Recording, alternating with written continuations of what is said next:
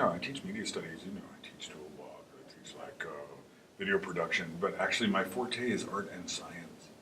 I'm kind of interested in art and biology, and in fact, I'm one of the top 10 bio artists in the world. There's only 10 of us, so it's not that hard, but I'm in the top 10, and I'm near the bottom. I'm rising. Bio art is a mixture of art and biology, but it's actually art that is alive and subject to some sort of biotechnological interrogation. It's not unlike doing lab work, except for it's done in the public sphere, in a spirit of do-it-yourself biology, in a spirit of citizen science.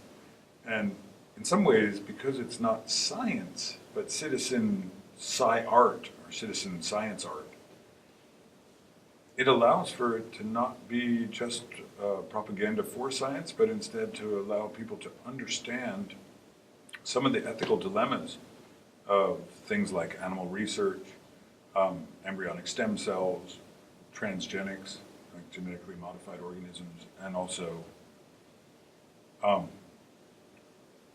what gets done in the lab in the name of science is different than when you do it in the name of art. When you start doing it in the name of art, people are a lot more stringent.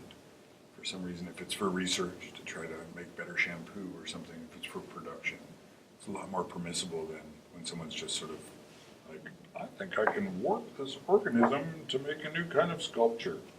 And so it helps the debate.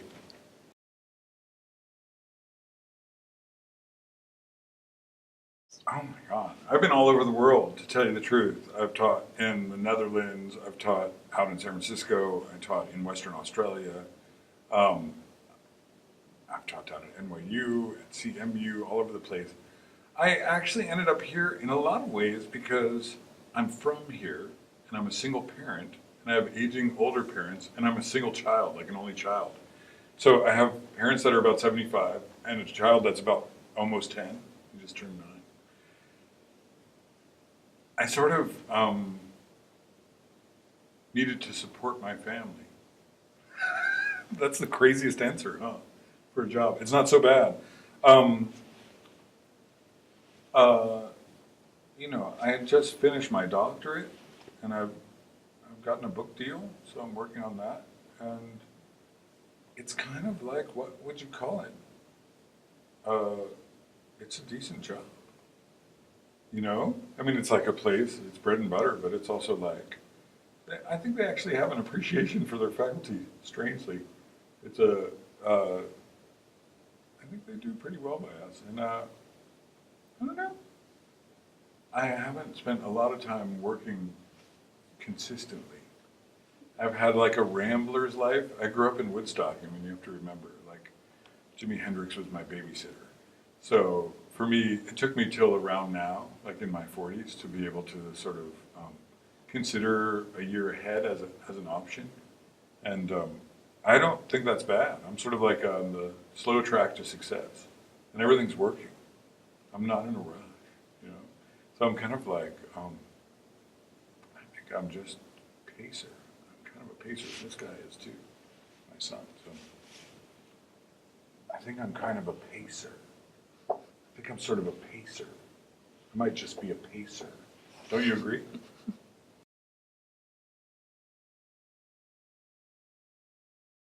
Well, the book is half written because it's partly my dissertation. The book is about teaching art and biology, but also teaching about art and life.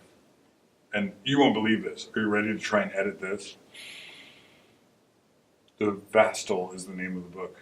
Vivo Art School for Transgenic Aesthetics Limited. And the way I teach art and biology or art and life is to talk about ecology and eco art, gastronomy and radical food science, like food art, bio art, which is biotechnology in art, so like transgenic art, tissue culture art, even like experimental design art, genomics, etc. And then non-human consciousness, like sort of post-humanism, ethology and art. And then finally, there's like metabolism in art or physiology in art, which is like body art, like performance art, people that like to hang upside down from trees and things And the idea is to try to make a piece of art of each of those, something from ecology, something from food, something from biotech, something from animal behavior or non-human behavior, and something from, a piece of art from your own body, and then smush them back together. Because actually, in a strange, convoluted way, we try to keep separate the outside world, what we eat, what's in the lab, what non-humans are thinking about or being, how they're being, and our bodies. We try to keep them in like compartments.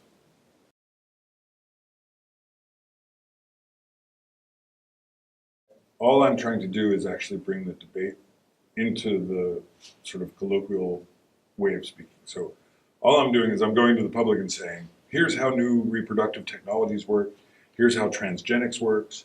If you put the two together, here's how your mind might influence the look of the future human. Which way would you choose, or would you choose not to engage this technology? And then I try to let people know where the technology is actually being engaged, regardless of what they think, so that they actually know this is going on and they can speak about it intelligently. So I'm really keen to put a microinjector in someone's hand and give them something to microinject into an embryo and say, this is how they inject DNA into a human embryo.